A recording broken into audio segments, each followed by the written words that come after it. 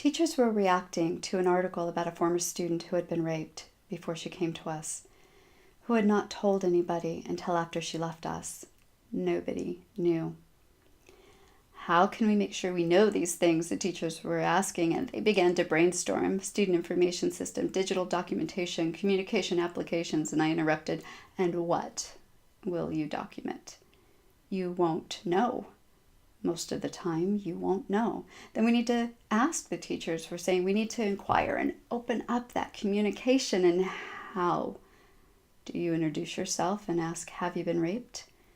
Or go down the list of many other possible traumas?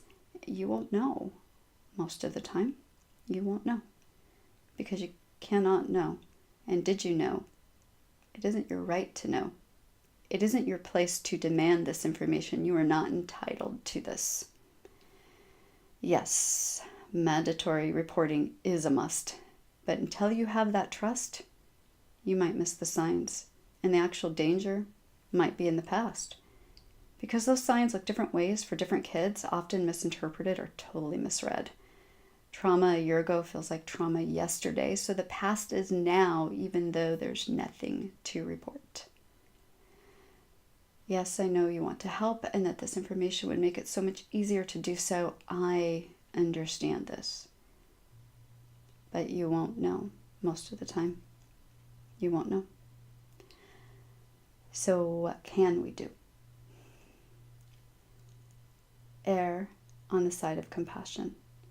If a student is struggling, assume that there is a good reason for it. Even if you are given what seems to be a weak reason, know that this may not be the only reason or even the real reason, and err on the side of compassion.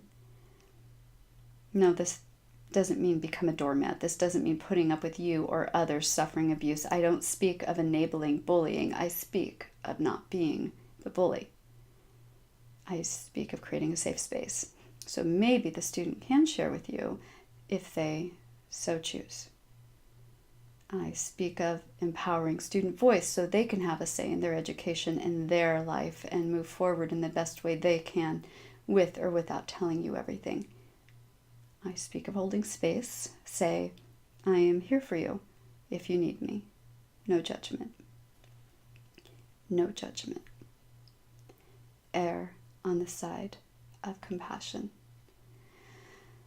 The student who was a rape victim gained her voice over time. With a stronger voice, she was able to break her silence, and now she's serving as the voice of others.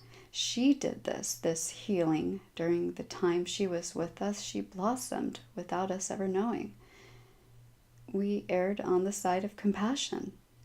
So that's what we continue to do. For so many other students who come to us this way, this is what we do. And there's no app for that. This comes from the heart.